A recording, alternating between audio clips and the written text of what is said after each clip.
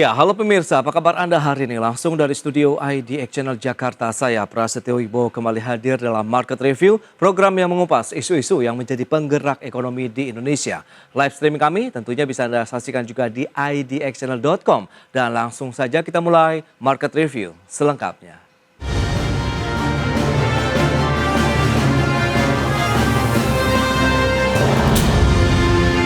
Ya, penyelenggaraan ibadah haji tahun 1446 Hijriah atau 2025 Masehi sudah tiba. Pemerintah akan memberangkatkan calon jemaah haji Indonesia gelombang pertama ke Arab Saudi pada hari ini, 2 Mei 2025. Musim ibadah haji tahun 1446 Hijriah atau 2025 Masehi sudah tiba. Pemerintah akan memberangkatkan calon jemaah haji gelombang pertama menuju Madinah pada tanggal 2 hingga 16 Mei 2025. Dan tahun ini Indonesia mendapatkan kuota jumlah jemaah haji dari pemerintah Kerajaan Arab Saudi sebanyak 221.000 jemaah.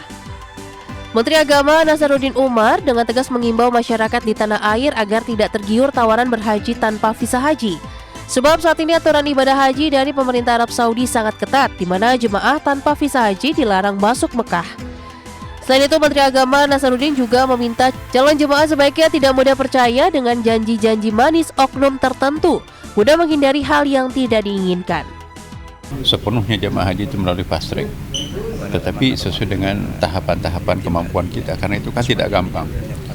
Saya tahu persis bagaimana susahnya fast track itu ya. Maka itu setelah nanti kami mempersiapkan semuanya.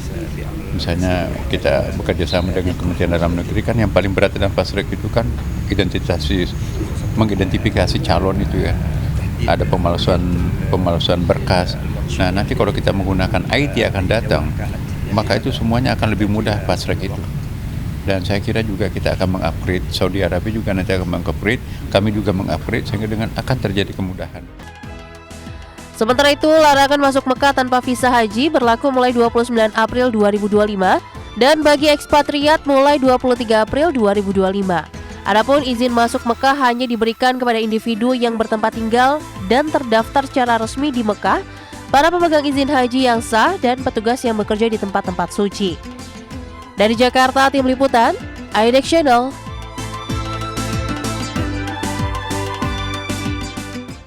Ya, pemirsa, untuk membahas tema kita kali ini, menilik kesiapan penyelenggaraan ibadah haji 2025, kita sudah tersambung melalui Zoom bersama dengan Bapak Zaki Zakarian Sari. Beliau adalah Sekjen Asosiasi Muslim Penyelenggara Haji dan Umroh Republik Indonesia Ampuri. Ya, halo Pak Zaki, apa kabar? Baik, Alhamdulillah. Apa kabar Mas Pras? Kabar baik juga Pak Zaki, terima kasih atas waktu yang disempatkan. Dan sebelum membahas lebih jauh, mungkin bisa Anda update terlebih dahulu nih terkait dengan penyelenggaraan ibadah haji di tahun 2025. Sejauh mana kesiapannya? Mengingat hari ini ada pemberangkatan gelombang pertama begitu ya Pak Zaki, silakan. Ya, baik Mas Pras. Jadi sebelum saya jelaskan prosesi keberangkatan haji hari ini yang perdana, izinkan saya ingin menjelaskan visa haji apa saja yang dianggap formal, resmi, dan prosedural. Jadi haji itu seperti yang kita tahu bahwa alhamdulillah Indonesia mendapatkan kuota haji sebanyak 221.000. Menurut undang-undang ini terbagi 92% untuk haji reguler, yaitu 202.030. Dan untuk haji khusus 8%. Sebanyak 17.680 kuota. Nah, ini adalah haji resmi, prosedural ya. Jadi ini adalah haji kuota. Ada satu lagi jenis haji yang dianggap prosedural, resmi menurut Undang-Undang Indonesia dan juga Kerajaan Arab Saudi, yaitu visa haji mujamalah atau furoda. Nah, ini tiga jenis haji ini, visa haji dianggap haji yang prosedural, yang resmi. Selain itu, Kerajaan Arab Saudi dan juga pemerintah Indonesia menganggap haji selain tiga jenis ini adalah haji yang non prosedural. La hajja illa bitasrih. Itu kata pemerintah Arab Saudi, tidak ada haji, tidak diperkenankan haji kecuali dengan tasrih haji atau visa haji. Nah, ini slogan Kementerian Haji Arab Saudi. Nah, alhamdulillah bagaimana persiapannya? Untuk haji reguler yang 92% atau 203.320 jamaah haji, alhamdulillah hari ini adalah perdana keberangkatan haji reguler, yaitu 2 Mei. Nah, ini terdiri dari 9 embarkasi dan 19 kloter. Nah, mulai dari tadi malam, dini hari, 2 Mei, ini kloter pertama ke Arab Saudi. Persiapannya bagaimana? Alhamdulillah, haji reguler ini secara umum persiapan penyerapan kuota juga sudah maksimal. Diinformasikan sudah hampir 100% ya. Walaupun kemarin ada penambahan pelunasan BPIH sampai 2 Mei, tapi informasinya sudah terserap semua.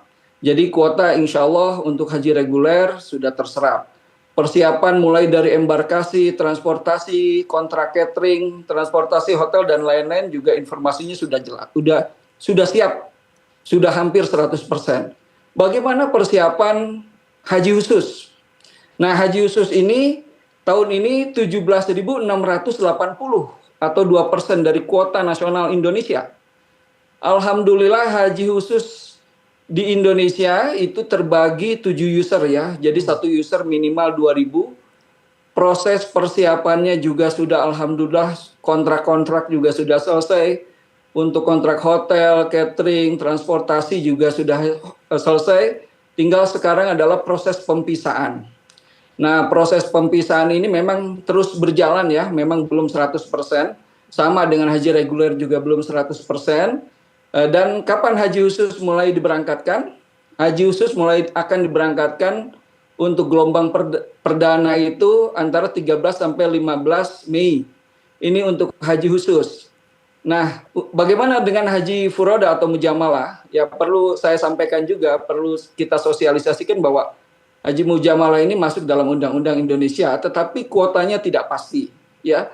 Karena kuota haji mujamalah ini atau furoda ini langsung berkoordinasi mendapatkan visa langsung dengan Kerajaan Arab Saudi dan instansinya. Oke. Nah, ini jumlahnya berapa, kapan keluarnya memang masih berproses. Informasinya sampai sekarang memang haji furoda atau mujamalah ini masih belum masih belum keluar untuk Indonesia. Tetapi secara umum alhamdulillah kita melihat haji kuota kita, haji reguler dan haji plus semua berjalan lancar insya Allah. Baik, nah kalau kita bicara mengenai jumlah total jemaah haji asal Indonesia yang diberangkatkan oleh Ampuri sendiri ke Tanah Suci berapa nih Pak Zaki? Untuk jamaah haji khusus yang diberangkatkan Ampuri ini berjumlah 5.595. Oke. Nah, jamaah haji khusus ini yang melalui user Ampuri terbagi 2 user. Terbagi 2 user, alhamdulillah, dan dilayani oleh 3 syarikah. Ya. Jadi dilayani oleh 3 syarikah, Syarikah Masyarik, Rawaf Mina, dan juga Holiday Inn. Nah, insya Allah dari 5.595 jamaah haji khusus melalui Ampuri, insya Allah juga semua sudah dipersiapkan. Tinggal proses pempisahan, sebagian sudah keluar visanya, dan terus akan dioptimalkan percepatan pengeluaran visa, sehingga saat waktunya tiba berangkat, visa sudah selesai. Baik. Nah Pak Zaki, apakah ada inovasi baru begitu dalam mekanisme operasional penyelenggaraan ibadah haji tahun ini? Kita akan bahas nanti di segmen berikutnya Pak Zaki, kita akan jeda dulu sebentar ya. Dan pemirsa, kami akan segera kembali sesaat lagi.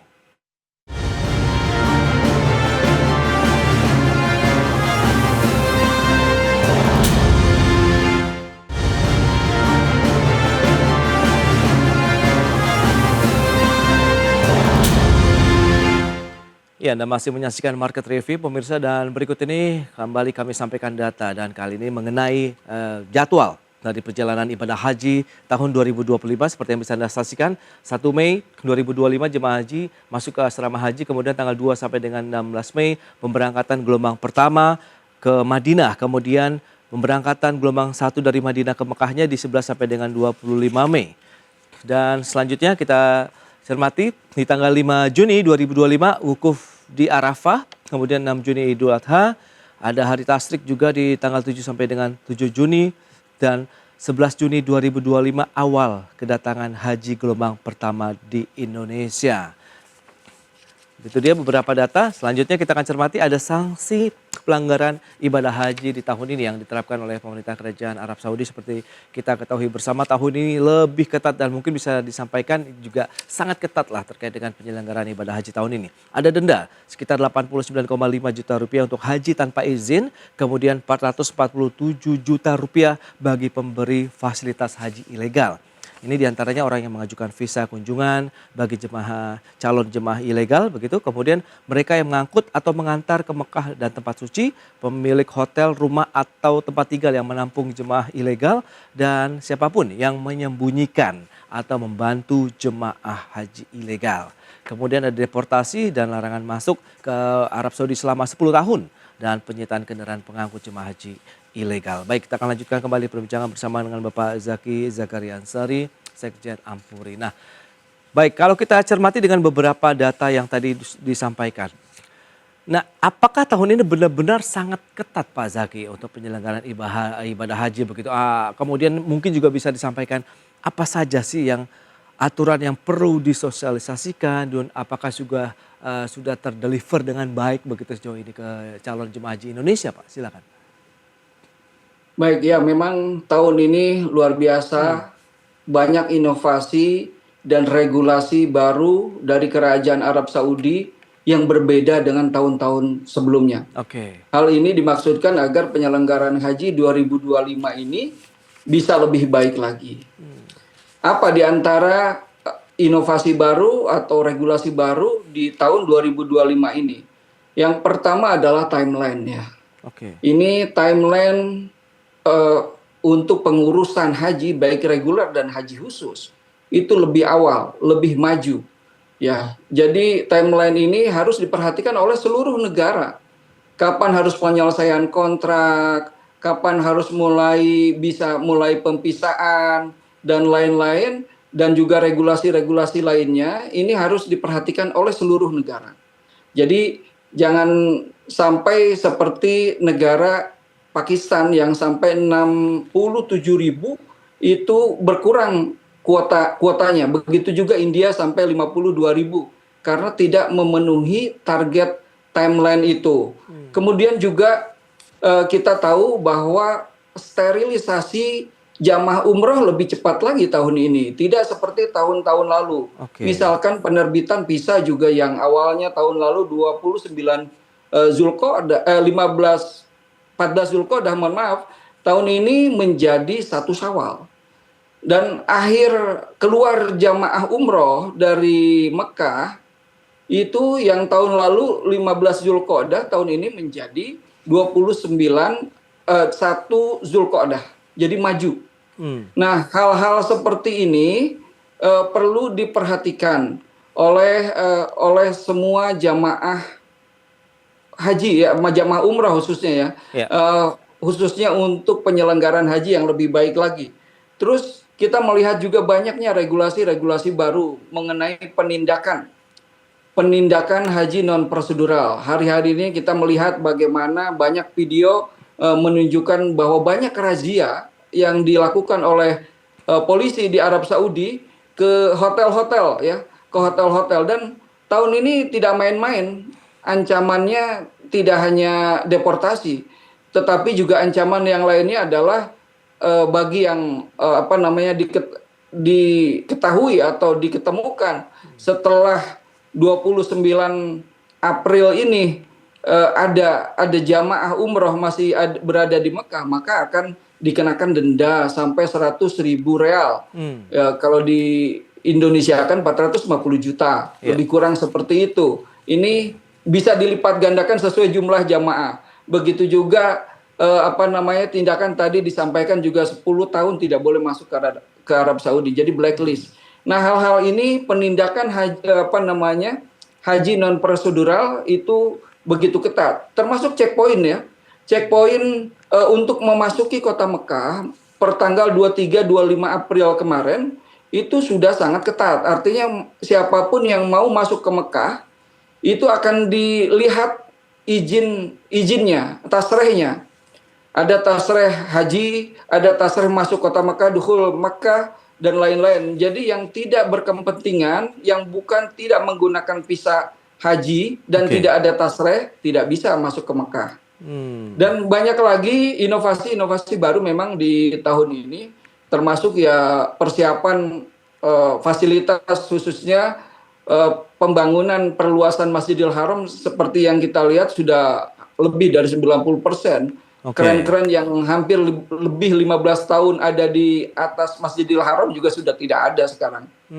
Baik. Nah, sejauh mana sosialisasi yang sudah diberikan begitu dari pemerintah ataupun penyelenggara ibadah haji seperti Ampuri kepada calon jemaah haji? Kita bahas lagi di segmen berikutnya. Kita akan jeda sebentar, Pak Zaki dan pemirsa. Tetaplah bersama kami.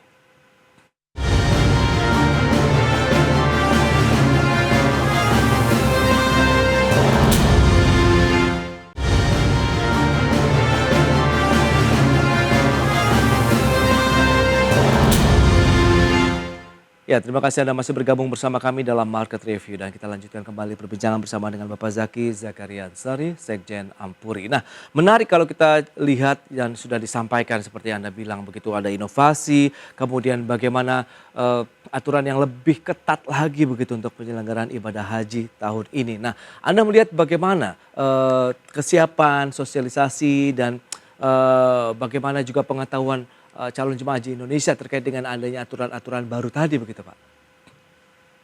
Ya, baik. Kita tentu mensosialisasikan khususnya kepada calon jamaah haji dan masyarakat Indonesia. Yang pertama, bagi yang ingin melaksanakan haji tanpa antrian, itu mohon diperhatikan benar-benar terdaftar dalam haji yang prosedural. Itu hanya menggunakan visa haji. Ya, jadi selain tadi ada haji khusus, ada haji reguler, nah ada haji mujamalah atau furoda. Nah, bagi selain yang menggunakan visa haji, yang tiga kategori tadi itu menggunakan visa haji. Nah, selain itu masyarakat mohon diperhatikan yang ingin melaksanakan ibadah haji di luar reguler dan khusus untuk memperhatikan visanya. Pastikan bahwa penyelenggaranya adalah memberikan program haji yang prosedural dan legal. Itu yang pertama. Yang kemudian juga kita banyak mensosialisasikan kepada khususnya juga jamaah umroh, karena jamaah umroh di akhir musim ini ada perubahan ya. Proses visa juga, keluar visa juga kita sosialisasikan. Kapan terakhir bisa keluar visa umroh, kapan bisa berangkat, dan 29 April itu jamaah umroh harus kembali. Ini kita sosialisasikan dari awal, dan ini karena ini penting, jangan sampai ada jamaah umroh terlambat kembali ke Indonesia dan terkena denda dan sanksi-sanksi yang tadi disebutkan itu.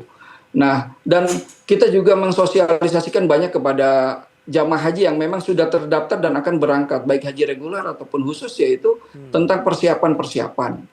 Ya, tentu persiapan yang namanya haji adalah ibadah multidimensi. Persiapan jasadiah, fisik, melalui kesehatan, olahraga dan lain-lain, menjaga kesehatan, ruhiyah, spiritualnya, pengetahuan manasiknya juga perlu diperhatikan. Apa yang perlu dibawa ke sana juga kita sering mensosialisasikan. Tentu juga kita akan menggambarkan kondisi situasi di Arab Saudi di sana seperti apa. Karena tahun ini adalah penyelenggaraan haji terakhir dalam cuaca panas. Jadi tahun ini masih panas, jadi tentu cuaca yang panas ini perlu menyesuaikan jamaah itu, menyesuaikan cuaca, karena seperti tahun lalu cuaca itu sampai 40 sampai 50 derajat Celcius. Tahun ini juga mungkin hampir sama, dan tahun ini adalah tahun terakhir dalam cuaca panas, karena insya Allah mulai tahun depan sudah masuk musim semi untuk penyelenggaraan haji. Nah, lantas bagaimana dengan kesiapan akomodasi, lokasi penginapan dan lain-lain bagi jemaah haji Indonesia begitu yang sudah mungkin karena sudah berangkat kemudian dia akan tiba juga di sana? Nah, yang kami ketahui bahwa proses kontrak-kontrak itu tentu untuk akomodasi, transportasi, hotel, masyair dan lain catering dan lain-lain tentu sudah selesai. Oke. Kontrak-kontrak itu sudah selesai dan insya Allah tahun ini tidak menjadi masalah ya mengenai kondisi hotel dan lain-lain. Karena apa? Satu, penindakan haji non prosedural begitu ketat. Jadi mungkin kepadatan agak berkurang. Oke. Kemudian yang kita tahu bahwa haji kuota dari seluruh negara itu berkurang tahun ini. Kalau tahun lalu itu haji resmi dari seluruh negara itu 1,8 juta. Tahun ini yang sudah dirilis oleh Kementerian Haji beberapa hari lalu bahwa tahun ini hanya 1,3 juta saja jamaah haji yang kuota seluruh negara. Oke. Kalau ditambah tidak adanya atau ketatnya penanganan haji non prosedural, otomatis insya Allah kita optimis haji tahun ini lebih kondusif lagi, lebih nyaman dan aman karena secara umum kita akan melihat bahwa haji tahun ini tidak akan terlalu padat seperti tahun-tahun lalu. Oke, nah lantas apakah dengan aturan-aturan yang baru ini dari pemerintah Kerajaan Arab Saudi akhirnya membuat penyelenggaraan ibadah haji khususnya bagi jemaah haji Indonesia lah begitu akan menjadi lebih fokus lagi begitu Pak Zaki? Karena tadi kepadatan dari haji apapun mereka yang melakukan ibadah umroh juga sudah harus selesai di 29 April dan aturan lainnya begitu. Ya tentu dengan begitu jamaah haji tahun 2025 tentu akan lebih fokus lagi dan tentu akan lebih nyaman dan aman. Ya karena ya tadi potensi kepadatan akan berkurang banyak. Ya satu memang pengurangan kuota secara umum. Ditambah tadi ada negara-negara besar pengirim jamaah haji yang besar seperti Pakistan, India juga berkurang kuotanya. Terus ketiga penindakan haji non prosedural begitu ketat tidak seperti tahun-tahun lalu. Tahun ini begitu ketat dengan berbagai bahkan sterilisasi jamaah umroh itu lebih cepat kan. Sterilisasi jamaah umroh lebih cepat 1 bulan gitu. Jadi tentu kalau tahun lalu jamaah umroh itu bisa bertemu dengan jamaah haji. Tahun ini tidak. Jadi tahun ini mungkin jamaah umroh yang terakhir berada di Arab Saudi tidak bertemu dengan jamaah haji. Oleh karena itu tentu jamaah haji yang berangkat ke sana apalagi gelombang pertama ke sana yang hari ini berangkat tentu akan melihat bagaimana kota Madinah dan Mekah begitu sepi. Baik. Oke. Nah ini lantas tantangan apa yang membedakan begitu untuk penyelenggaraan ibadah haji tahun ini dibandingkan dengan tahun sebelumnya atau tahun ini justru akan lebih smooth lagi begitu Pak? Ya tantangannya yang tadi saya sampaikan diantaranya mengenai regulasi ya. Bagaimana penyelesaian kontrak begitu harus lebih cepat lagi. Dan alhamdulillah kita perlu bersyukur kepada Allah bahwa penyelesaian kontrak pemerintah Indonesia ataupun asosiasi yang pemerintah Indonesia dalam hal ini haji reguler dan asosiasi dan penyelenggara haji khusus itu on time. Oleh karena itu kuota kita dari 221.000 itu utuh, tidak berkurang seperti yang terjadi tahun-tahun lalu. Memang kalau bicara tantangan tahun ini mungkin diantaranya ya sistem lebih ketat ya, terus juga prosesnya juga lebih cepat dan juga memang kemarin-kemarin sistem pempisahan haji khusus sempat error, haji reguler juga sempat, tapi itu hanya tantangan kecil yang sifatnya administratif yang alhamdulillah bisa diselesaikan. Di antaranya juga kemarin proses entry di Masar Nusuk bagi paspor yang namanya satu kata sempat bermasalah ya sebelum Syawal. Tapi alhamdulillah ketika awal Syawal sudah diselesaikan. Jadi tantangan tahun ini lebih kepada aturan yang lebih ketat, yang semua sifatnya administratif, yang lebih rapih lagi, itu tantangannya. Baik. Nanti tinggal menunggu kebiasaan baru ini sudah konsisten juga begitu ya, berlanjut sampai dengan haji-haji berikutnya. Nah, harapan kemudian optimisme Ampuri sendiri terkait dengan penyelenggaraan ibadah haji tahun ini, silakan Pak Zaki. Ya, tentu kita berharap dan juga kita merasa optimis ya khususnya untuk tahun ini bahwa penyelenggaraan haji ini akan lebih ketat, akan lebih lancar, lebih aman dan juga nyaman. Yaitu tadi seperti dijelaskan bahwa jumlah jamaah berpotensi akan lebih berkurang. Terus ketertiban, ketegasan, regulasi lebih ketat. Jadinya lebih memprioritaskan jamaah haji yang resmi, yang prosedural, ya. Nah, yang mengenai harapan ya tentu kita berharap baik haji tahun ini ataupun haji-haji berikutnya, moga-moga terus berjalan lancar, penyelenggaraannya juga lebih mudah, hal-hal administratif, kendala-kendala administratif moga-moga tidak akan terjadi lagi. Dan harapan yang besar moga-moga ke depan bahwa seperti yang kita tahu bahwa antrian haji di Indonesia itu begitu panjang. Haji reguler itu mulai yang terlama adalah salah satu kabupaten di Sulawesi Selatan, Bantaeng itu sampai 49 tahun. Dan yang tercepat 11 sampai 15 tahun dan rata-rata 25 tahun untuk haji reguler. Nah, ini moga-moga ke depan ada penambahan kuota khususnya untuk yang haji kuota ini, baik haji reguler ataupun haji khusus. Apalagi ini juga perlu direvisi lagi kuota Indonesia, karena kuota Indonesia ini kan prosesi penentuan kuota dunia itu ditentukan oleh OKI, konferensi OKI yang sudah lama terjadi, yang sudah lama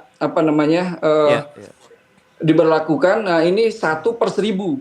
Nah, acuannya 221.000 ini diasumsikan dengan jumlah umat muslim Indonesia 221 juta. Kalau waktu konferensi terakhir dilaksanakan, sekarang sudah 240 lebih jumlah umat muslim. Tentu harus ada revisi kuota Indonesia, dan ini mungkin ke depan kalau mau dari pemerintah Indonesia ada rencana untuk ini, insya Allah bisa diproses ke Kerajaan Arab Saudi ataupun ke UKI. Oke, Pak Zaki, berarti memang itu masih ada harapan adanya penambahan kuota sehingga tadi waktu tunggu untuk ibadah haji juga semakin mengecil begitu, tidak harus menunggu dengan jangka waktu yang lebih lama lagi. Baik Pak Zaki, terima kasih banyak atas informasi update yang sudah diberikan kepada pemirsa pada hari ini. Selamat melanjutkan aktivitas Anda kembali. Salam sehat, sampai berjumpa kembali.